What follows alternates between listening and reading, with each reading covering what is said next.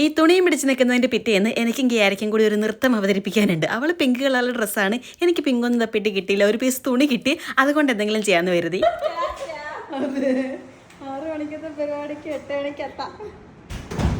എനിക്ക് red കളറിലൊന്നും കിട്ടിയില്ലടി. Red കളറിൽ എന്താ ഇവിടെ റെഡ് ആയിരുന്നു വേണ്ടി. റെഡ് ക്രിസ്ത്യൻ ഇതാ. ഈ സെയിം കളർ കൊണ്ട് തന്നെ വർക്ക് മെറ്റീരിയൽ എടുത്ത് വെച്ച് എന്നോട് നാൻസി പറഞ്ഞു, അരുത്, നമുക്ക് ബ്ലൂ ഒക്കെ കയറ്റി ഒരു പവിഴ പുറ്റുണ്ടാക്കി എടുക്കാമെന്ന് പറഞ്ഞുകൊണ്ട് ഇതാണ് ചെയ്തു തന്നത്. ആ ഒരു പീസ് നമ്മുടെ എംബ്രോയിഡറിയാണ് ചേച്ചിനെ കൊണ്ട് അപ്പം തന്നെ സ്കാലപ്പ് ചെയ്യിപ്പിച്ചെടുത്തതാട്ടോ. പ്രത്യേകിച്ചൊന്നുമില്ല, എവിടെയെങ്കിലും പോണതിന് മുന്നേ ധൃതി പിടിക്കാൻ ഓരോരോ കാരണങ്ങൾ. അങ്ങനെ അതൊക്കെ ഒപ്പിച്ച് നമ്മളത് ആ പരിപാടി സ്ഥലത്തെത്തി. ഞാൻ അത്രയും നേരം ഭയങ്കര കൂളായിരുന്നു, നന്നായിട്ടൊക്കെ ഞാൻ ചെയ്യുമായിരുന്നു. 1 മിനിറ്റ് ഡാൻസ് ഉള്ളൂ കേട്ടോ എൻ്റെ ഗിയറുടെ.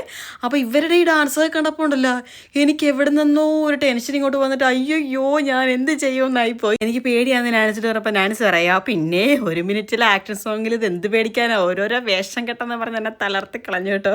ആകെപ്പാടെ 3-4 സ്റ്റെപ്പുള്ള അതിനകത്ത് തുറന്ന് തെറ്റിക്കുകയും ചെയ്ത്. അതിലും ഭേദമായിട്ട് കൊച്ചു കളിച്ച് അങ്ങനെ ഞങ്ങൾ ആദ്യമായിട്ട് ഒരുമിച്ച് സ്റ്റേജിൽ കയറിയിട്ടുണ്ട്. പാട്ട് കൂടി ഉണ്ടെങ്കിലേ കാണാൻ രസമുള്ളൂ കേട്ടോ. പക്ഷെ കോപ്പറേറ്റ് ഇഷ്യൂ കാരണം ഇടാൻ പറ്റില്ല.